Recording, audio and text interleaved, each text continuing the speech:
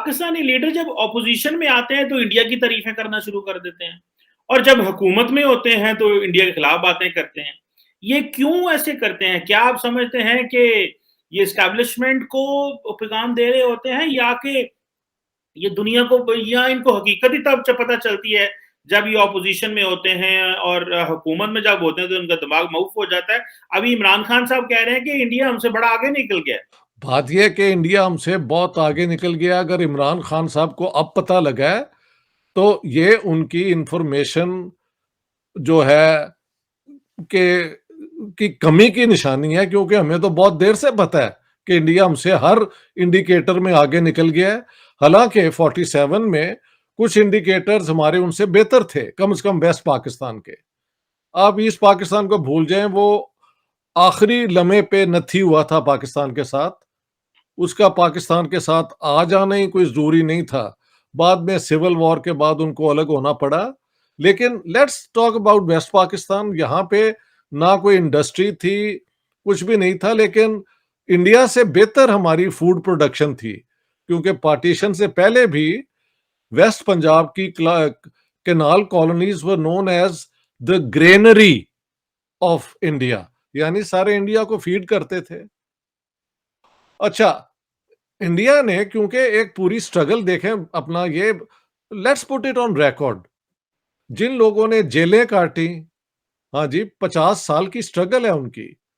उनकी अगर आप पीछे जाएं कि क्या आइडिया ऑफ इंडिया क्या है, फ्यूचर ऑफ इंडिया कैसा होगा, तो हर जगह पे उनके जो रेजोल्यूशंस हैं वो एग्जिस्ट करते हैं। हमारी स्टोरी तो बिल्कुल इसके बरक्स है कि बजाय बाकी एशिया अफ्रीका के मुल्कों के मुताबिक एक इंपीरियलिस्ट पावर से आज़ादी लेने के, हमने कहा नहीं जी, अंग्रेज़ों से हमने आज़ादी तो नहीं लेनी, हमने तो हिंदुओं से लेनी है, तो हमें अलग मुल्क दे दिया जाए, चलो ठीक है, ये भी हम फैसला मान लेते हैं। उसके बाद तो रिस्पॉन्सिबिलिटी ना अंग्रेज़ों की रहती है ना हिंदुओं की रहती है हमें रोकने की। ये तो अकल की बात है ना। अंग्रेजों ने अगर कोई ज्यादती की थी, एक्चुअली के अजीज साहब हमारे जो ग्रेट हिस्टोरियन है, उन्होंने बताया है कि actually the British policy was to promote Muslims against Hindus. Naturally, क्योंकि फ्रीडम स्ट्रगल तो कांग्रेस लीड कर रही थी, तो आप एक ऐसे ग्रुप को करते हैं ना, आगे लाते हैं जिसको आप बैलेंस करें। हाँ जी। और कांग्रेस चलो हिंदुओं ने हमसे ये कर लिया, अब से आगे थे। All that came to an end in 1947। उसके बाद हमने रट शुरू कर दी कि इंडिया में सैबोटाज करने की कोशिश कर रहा है, ये है वो है यूं है। 4 जंगें की और वो भी हमने सब शुरू की। मैं ही नहीं कह रहा, एयर मार्शल असगर खान ने भी कहा है और आप बहुत ज्यादा लोग कहते हैं। तो ये इंडिया की तरक्की इसलिए हुई कि, और for the first time I think any Pakistani politician ने ये हिम्मत की है कहने की। आप कहते हैं कि ऑपोजिशन में हमेशा कहते हैं, मैंने पहले कभी नहीं सुना।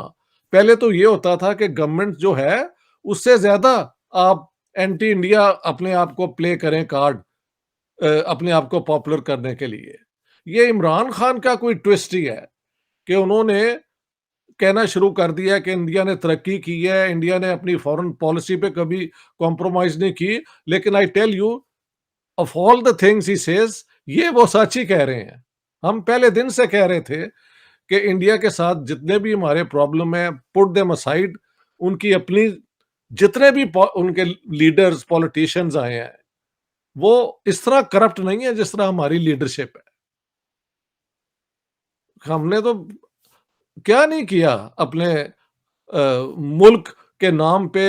हर किस्म के फजूल हरकतें हम करते रहे हैं। अगर कोई इलेक्टेड गवर्नमेंट्स आई हैं तो उनको हमने माना नहीं है। ईस्ट पाकिस्तान में वो इलेक्शन जीत गए तो हमने मुल्क तोड़ दिया।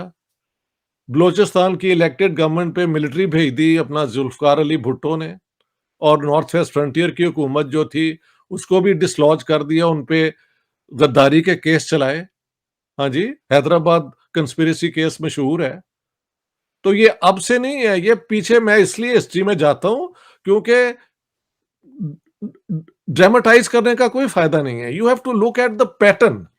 पैटर्न ये है कि इन्हें समझ नहीं आती कि मुल्क हमारा बन गया, ये एक आज़ाद मुल्क है। आज़ाद मुल्क की पॉलिसियाँ जो हैं, मुल्क के बेस्ट इंटरेस्ट में होनी चाहिए। इनको आदत पड़ी हुई है कभी अमेरिकन के सामने, कभी चाइनीज़ के सामने, कभी सऊदीज़ के सामने अपनी सर्विसेज़ आप पेश कर दें जी कि आपके फलाने इंटरेस्ट को हम सपोर्ट करेंगे। भई व्हाय? आप कहें कि हम या ये क्वालिटी है, let's do trade, let's do this, let's do that, but in the interest of Pakistan. तो अब इट्स टू लेट। अपना डॉक्टर साहब ये आप देखें, जो आज के, अब ये आप कह रहे थे ना, वो आया है अपना फ्लड्स आए हैं। मैंने उसपे भी एक वीडियो बनाया है जो मैं आज रात को रिलीज़ कर दूँगा। ज़रा आप सोचो कि ये फ्लड ये नहीं है कि वन्स इन अ सेंचुरी वाले फ्लड्स हैं। ये अब तो पिछले सालों में रिकरिंग पैटर्न हो चुके हैं ना। एवरीबॉडी नोज़ कि global warming, climate change is a fact, और ये भी पता है कि ये हिट कर रहा है हमारे इलाके में बहुत सीवियरली। हाँ जी, ये जो है ग्लेशियर जिन पे ये जंगें-जुंगें लड़ते रहते हैं, वो सब पिघलते जा रहे हैं। ये तो पूरा यहाँ की टोपोग्राफी बदल जाएगी। लेकिन इनको कोई अकल ही नहीं आती कि आप, अब ये फ्लड जो आए हैं, ज़ाहिर है नेचर के सामने आदमी बेबस है। जर्मनी में भी आ गए, ऑस्ट्रिया में भी आ गए, तो उनसे भी कंट्रोल नहीं हुए। तो one can't blame the Pakistan government और द एस्टेब्लिशमेंट और the deep state for that. वो तो इनके बस की बात नहीं है। लेकिन उसका इफ़ेक्ट मिनिमाइज़ करने के लिए, हाँ जी, कुछ तो इन्होंने की होती हैं अपना तैयारियाँ, जो मुझे समझ आती है पीटीआई वालों ने अपना शोर कम करने की बजाय ज़्यादा बढ़ा दिया है। ये कोई रिस्पांसिबल पॉलिटिक्स है? No, not at all, not at all. बिल्कुल नहीं डॉक्टर साहब। लेकिन डॉक्टर साहब एक बात बताएँ, जी। आप ज़ाहिर बात है देख रहे हैं कि पाकिस्तान में फ्लड्स, नेचुरल कैलामिटीज़ ये सारी आ रही हैं। डॉक्टर साहब 24 करोड़ का मुल्क या 23 करोड़ का मुल्क, आप क्या समझते हैं कितनी कुछ देर बोरिंग एंड एड पे चल सकता है? बोरिंग हम करते हाँ, हैं, जी। बोरिंग बोरिंग डॉक्टर साहब हम करते हैं ये कहने के लिए कि जी हमारा बजट डेफिसिट है, ट्रेड डेफिसिट है, मैक्रो इकोनॉमिक इंडिकेटर ठीक नहीं है, इंपोर्ट्स ज़्यादा हैं, एक्सपोर्ट कम है, आपने बोरिंग कर ली। बहुत सारा पैसा हम जब एड में ले लेते हैं कि जी फ्लड्स आ गए, ये हो गया, हमारे वहाँ पे जो है वो यहाँ हम दहशतगर्दी की जंग लड़ रहे थे तो उसमें बहुत ज़्यादा नुकसान हुआ, तो उसमें एड ली। तो ये बोरिंग एंड एड के साथ 2022-23 में एक 24 करोड़ का मुल्क आप समझते हैं चल सकता है? इसके लिए क्या करना पड़ेगा कि ये एड एंड बोरिंग खत्म हो? अब तो देखें, जी, जी। जी, मैं एक जी। छोटा-सा बात कंप्लीट कर लूँ। अब तो वज़ीर-ए-आज़म और बाकी लोग तो करते ही हैं। कल आर्मी चीफ ने भी ये कह दिया कि जो है वो जो मुखय्यर हज़रात हैं पाकिस्तान के वो सामने आएँ और पैसे दें। क्योंकि मुल्क इस तरह रेस्क्यू ऑपरेशन तो हमने कर ली हैं, ये जो इस वक़्त फ्लड्स आए हैं। तकरीबन डॉक्टर साहब 5 करोड़ के करीब लोग मुतासिर हुए हैं, 5 तौबा, करोड़। तौबा, दैट इज़ तौबा, quarter of almost quarter of Pakistan's population, तौबा, क्वार्टर। तौबा। तो ठीक है। ये बताएँ क्या हम बोरिंग एंड एड के साथ 24 करोड़ का मुल्क 2023 में चल सकता है डॉक्टर साहब? मेरे ख्याल से तो नहीं चल सकता। मसला ये है कि ये इतना बड़ा मुल्क है कि अगर ये डिसइंटीग्रेट हो जाए, खुदा ना खास्ता, तो वो जो एक स सोशल प्रॉब्लम होगा ना कि मिलियंस लोग रेफ्यूज के लिए कहाँ भागेंगे? कुछ इंडिया की तरफ जाएँगे जो हम इधर बैठे हुए हैं। अफ़गानिस्तान आप जाएँगे अपना पनाह लेने के लिए, वहाँ आपको पनाह मिल सकती है। तो जितने जिनके पास थोड़े पैसे होंगे, ये वो कोशिश कर के वो सारे वेस्ट की तरफ आएँगे। लेकिन वेस्ट के दरवाजे तकरीबन बंद हुए हुए हैं। मैं तो इलेक्शन कैंपेन आजकल स्वीडन का चल रहा है और रोज़ देखता हूँ कि यहाँ पे ओपिनियन कितना बदल गया है। अभी जब सीरियन कॉन्फ्लिक्ट हुआ था, तो स्वीडन ने अपनी प्रोपोर्शन से बहुत ज़्यादा सीरियन ले लिए थे। लेकिन उसके खिलाफ अब रिएक्शन है बहुत यहाँ पे, कि आप इन लोगों को ले आते हैं, ये यहाँ पे आके तो अपनी एक्सट्रीमिज़्म भी ले आते हैं, औरतों की ऑपरेशन भी ले आते हैं, ऑनर किलिंग के कल्चर को भी बढ़ा देते हैं। तो ये तो हमारा सत्यानाश कर रहे हैं। तो अब वो दरवाजे सारे बंद हैं, ये याद रखें। तो देखें, जो दुनिया ये भी तो इन्हें कह रही है ना कि अगर आपने अपने आप को ठीक करना है तो अपनी ट्रेड पॉलिसी आप मुनासिब बनाएँ। ट्रेड पॉलिसीज़ आपकी जो हैं, उसमें इंडिया के ऊपर जो इन्होंने दरवाज़ा बंद किया हुआ है, उसका टोटल लॉस पाकिस्तान को है। अगर इमरान खान इज़ सेइंग कि उन वो आगे जा रहे हैं, तो इस दरवाज़ा बंद होने के बाद वो तो फिर भी आगे जा रहे हैं। इस दरवाज़ा बंद होने के बाद कोई किसी को नुकसान हो रहा है, तो पाकिस्तान को हो रहा है। So I am just trying to reason out of what Imran Khan and the others are saying. ये कहते हैं पहले कश्मीर का मसला हल करो, वो कहते हैं आ जाओ, और मैं आपको जो कहता हूँ वही हल है, you keep your Kashmir, we keep our Kashmir.